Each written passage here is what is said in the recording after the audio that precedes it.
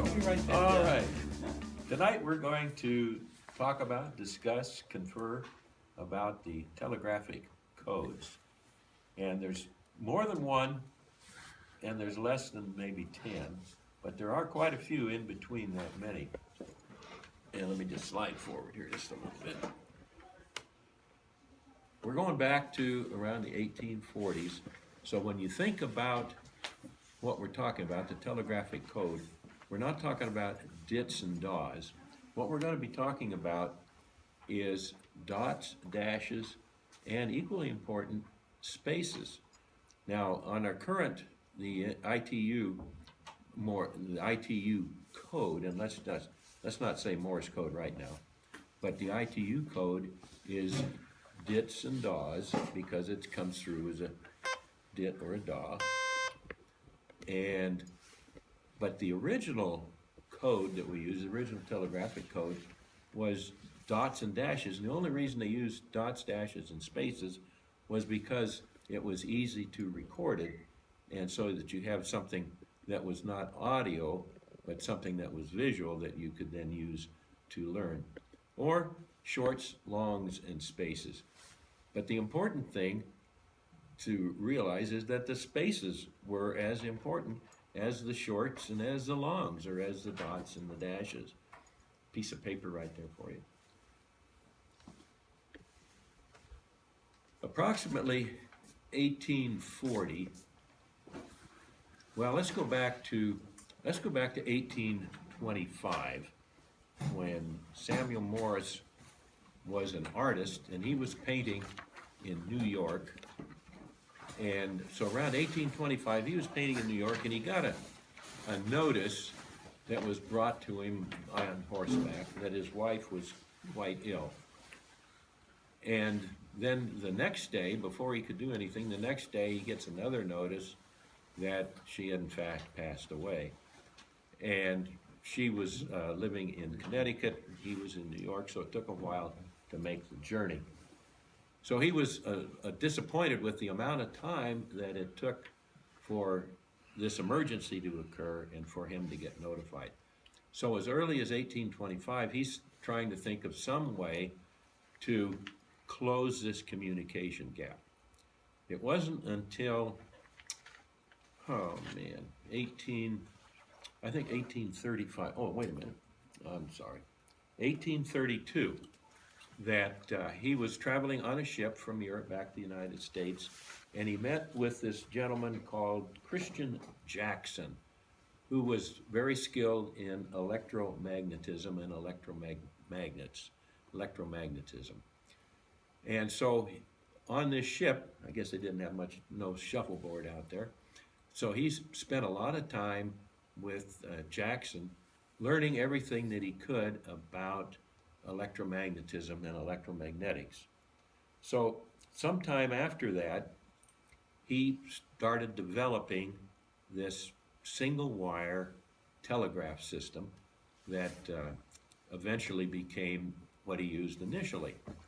He had an assistant named Alfred, thank you.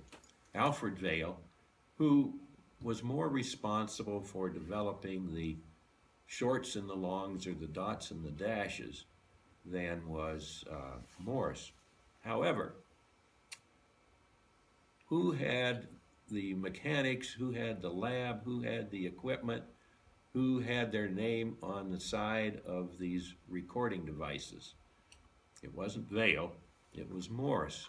And so whenever you heard this clacker clacking, he said, oh, that's the Morse electric magnetism machine going off, and it's producing a code.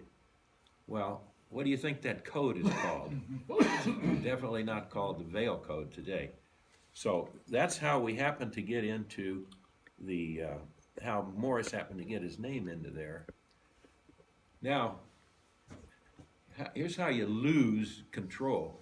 Vail develops it, but when you go to make a copy on a copy machine, do you say, I'm going to go to let's say I'm going to make a Du Bois copy? And you say, I'm going to make a Xerox copy. Hand me a Kleenex, please. Don't hand me a facial tissue. Aspirin in foreign countries is still a protected word, and you can't use it. In the United States, it lost its protection, so you have an aspirin or a thermos bottle or Webster's. I just found this out, that any dictionary, no matter who publishes it, can be a Webster's dictionary.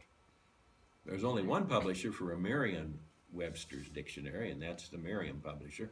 Or you could have another dictionary with another name in there. Webster is no longer protected. So the same thing happened with the Morse code. Actually, it's the Vail code, but now we call it Morse code. Now, we're talking about the development of the code, and you can take a look at your handout there. You see a handout that looks a little bit like this. I couldn't find the frequency table for the 1850s, but I imagine it's somewhat close. Doug, there's some papers up front there. Around the 1850s, I just couldn't find where they had any record of the frequencies, but this is what it looks like. I'm going to say current, probably within at least 10 years. And so you can see that the E, 12%, over 12%, the E character shows up, the T character is another 10. And the first three letters make up over 25% of all the characters that are in the English language. So the first three characters, pretty high.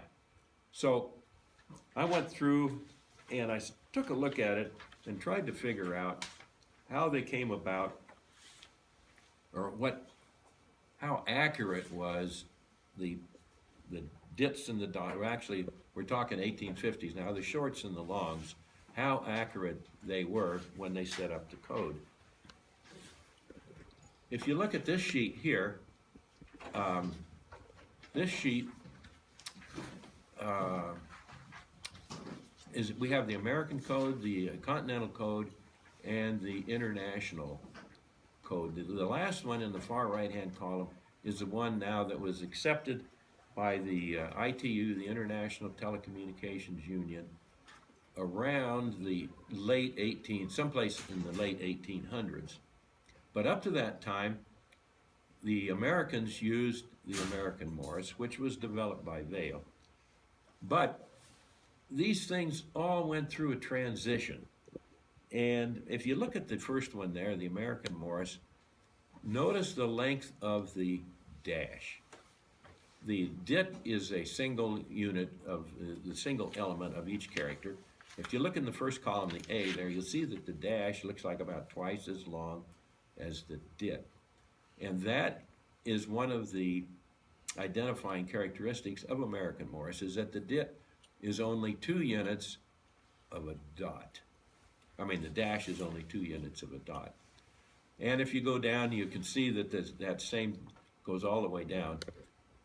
Now, if you go over to the Continental code, notice how long the dashes are in the Continental code. They're 3 units long. And so that in the Continental code, there was a lot of changes, and one of the changes was called the Prussian code, and there's another code named after Bain, and some of the characters, as he went through right up front is paper, as he went through and advancing and making changes, over 19 characters of the alphabet were changed in the Bain alphabet. You don't even hear about Bain, but he was on the continent, the European continent, and he had a big hand in actually making the changes. Finally, it came through when we started having international communications, the ITU was formed, the International Telecommunications Union was formed, and so it went through a look at all the countries, and they got together and settled on a single standard. And so that's what you see in the far right-hand column, and that's what we use today. But let's go back to the American Morse, and let's just take a look at a little bit of the characteristics of the American Morse. Actually, this is comparing the ITU and the frequency chart with the letters. So the first line there, if you look at the E, that little short dot or excuse me, that little short line represents a dit plus a space, which has the same length as a dit. So actually there's that line, the length of that line is 2 dits, which represents a dit for the sound and then a dit for the space that occurs after the sound. And if you look at the next one, it's a T, and the next one is 3 dits, dit, dit, dit, it's a DAW worth 3 dits of time plus a dit at the end of the character. So if you look at those, they did a pretty good job, except something happened with the O. And I'm not sure what happened with the O. I couldn't find any information, but the O is kind of an outlier there, where it's what the 4th most frequent character used, and it's every bit as long as any of the other ones that you see down there, with the exception of the numbers. The numbers do get a little bit longer. But going on down, you can see that there's not a bad job with them lining up. So a piece of information, kind of something to look at and say, oh yeah, well they were using their heads when they went through. And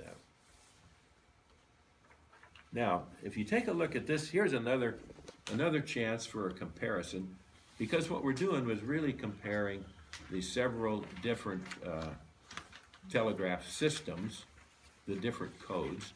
And if you look at the A, you'll get an idea of what the rest of that looks, what the use of the rest of that on that chart.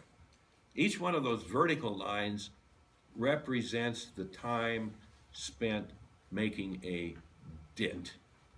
So if you see the A, the first line with the A, it's a dit and a DAW, but the DAW is only 2 units long.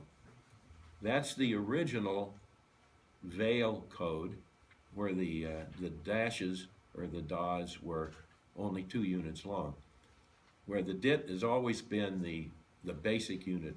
If you look at the second line, still under the A, you'll see that there's a dit and the DAW there is 3 units long.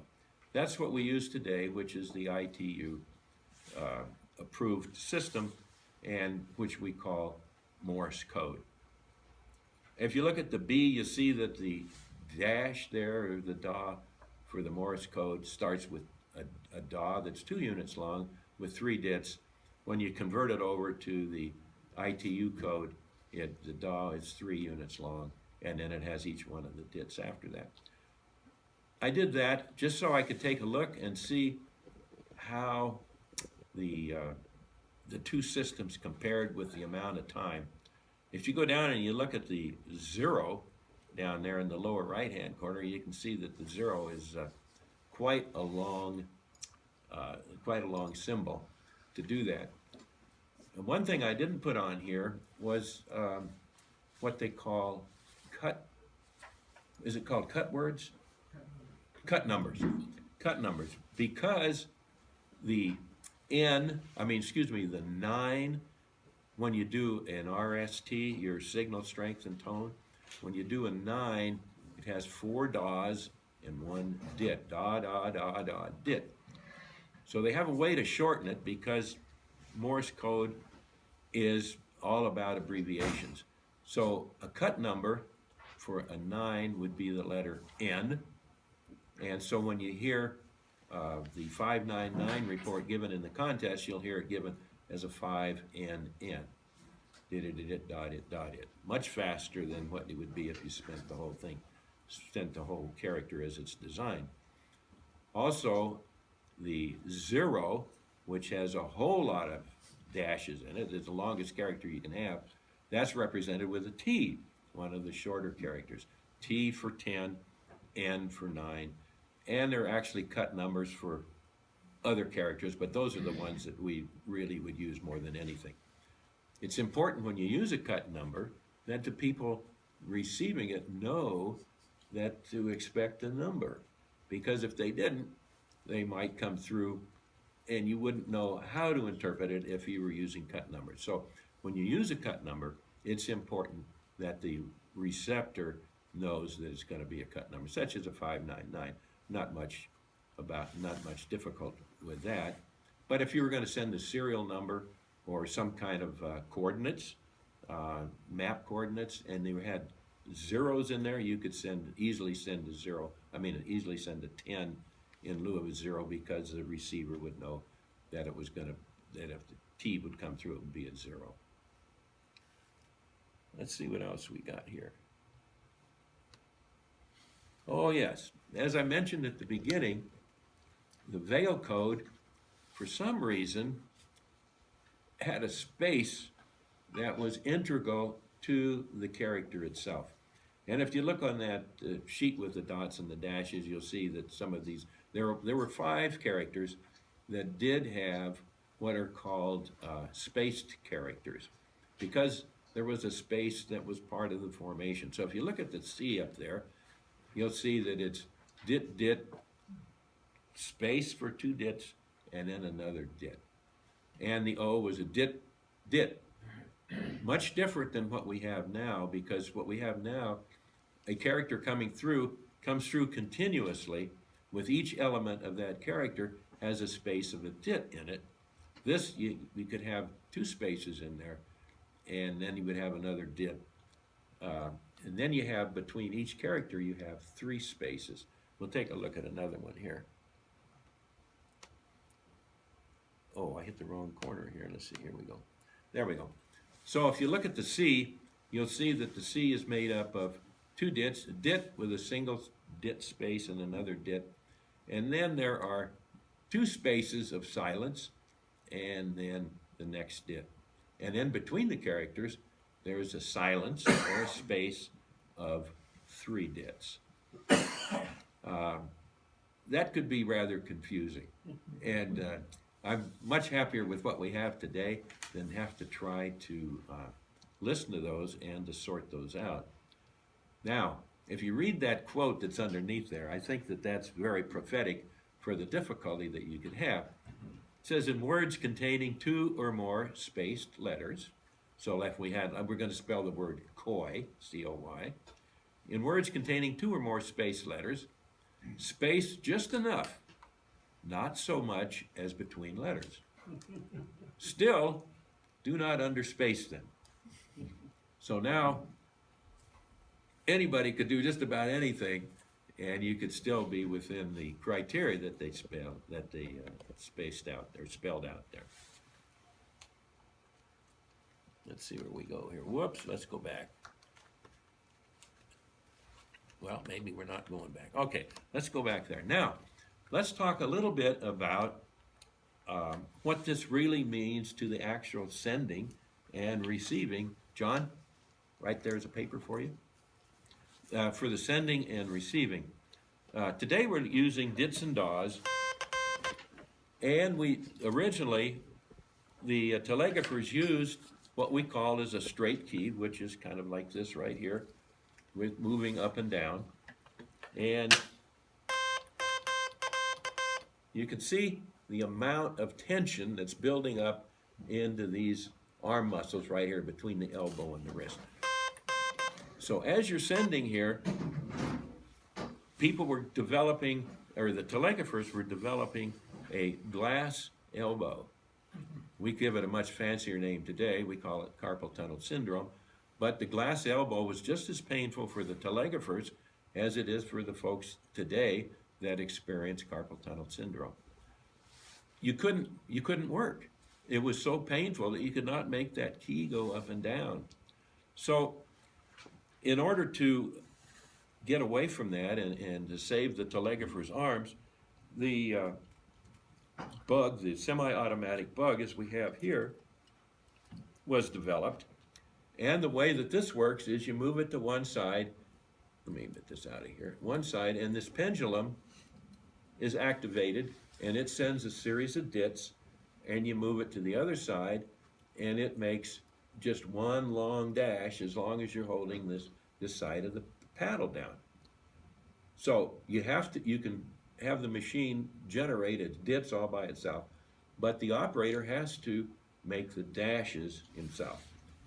Why couldn't they make a semi-automatic bug that would in fact make the dashes automatically?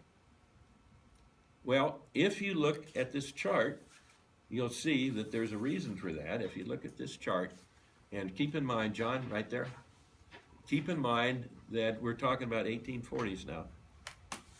Compare the dash on the A line with the dash on the L line. The dash on the L line is 4 dits long.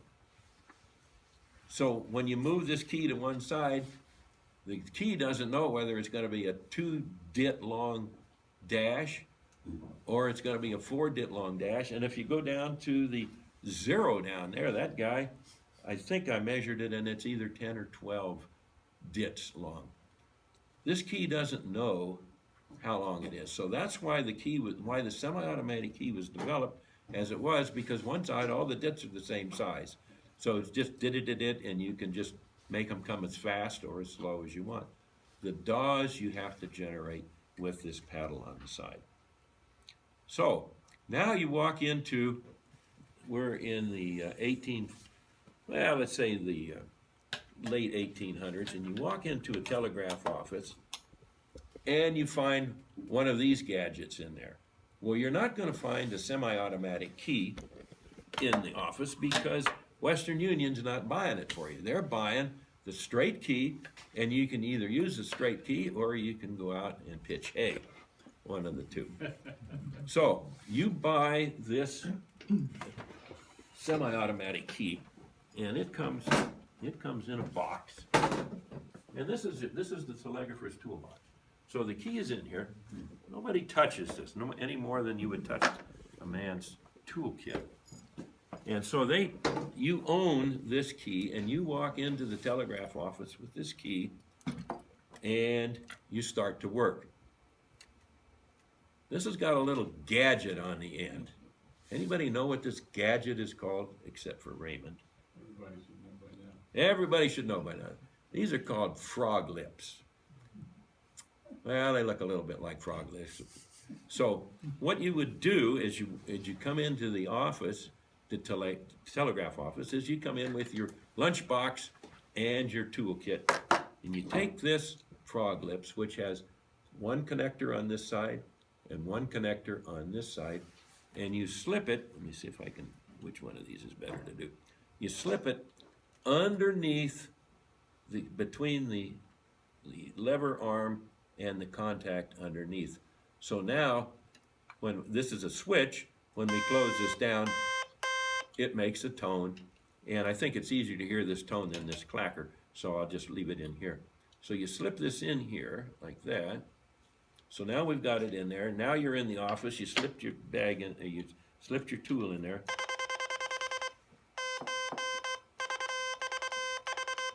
And now you have a device where you're not going up and down, getting carpal tunnel syndrome. You're just rocking your hand back and forth.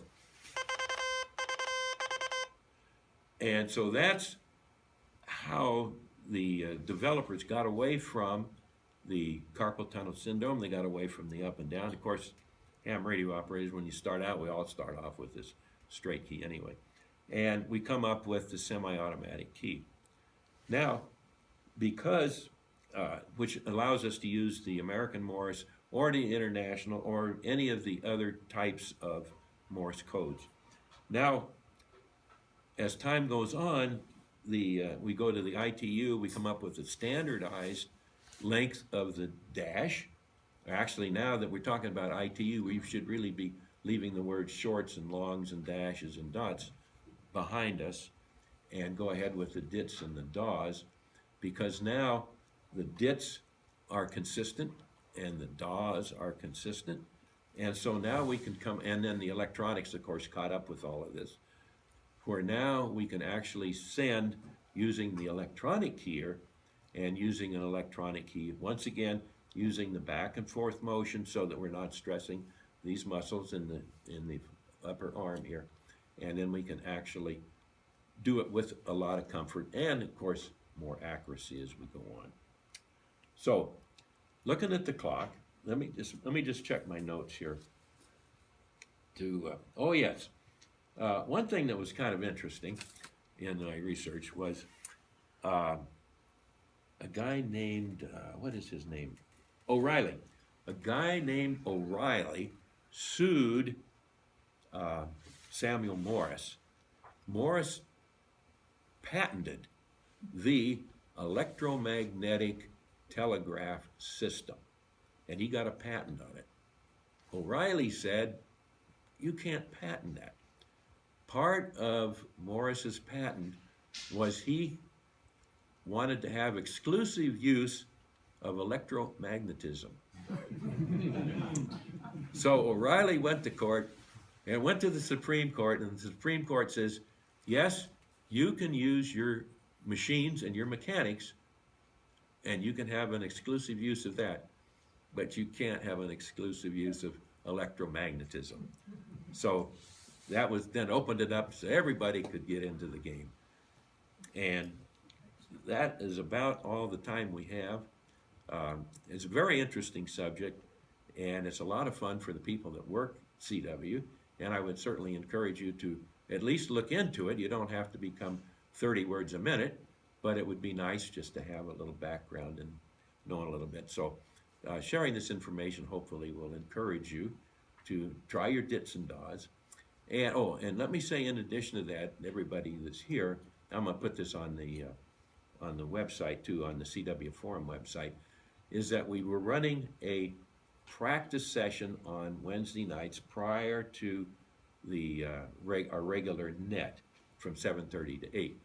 We didn't have a whole lot of attendance, and John and I spent 30 minutes there talking to each other and practicing some different special characters. So we're going to continue that, but it's going to be by appointment, not by appointment only, but certainly if you want to get on there and have somebody there, make an appointment. You can do it by email, you can do it by telephone, you can do it any way you want. Just say, hey, I'd like some help on Wednesday night at 7:30, and we'll have somebody there. But John and I, we get tired of talking to each other after a while, and then we still have another hour that we get on the net and just go ahead and have some fun with our stories. So if you want extra help, you want some tutoring, you have some questions, just whatever you want to do, and it doesn't have to be dits and daws, it can be anything. Send a phone call, email, and we'll be on there at 7:30. So, thank you.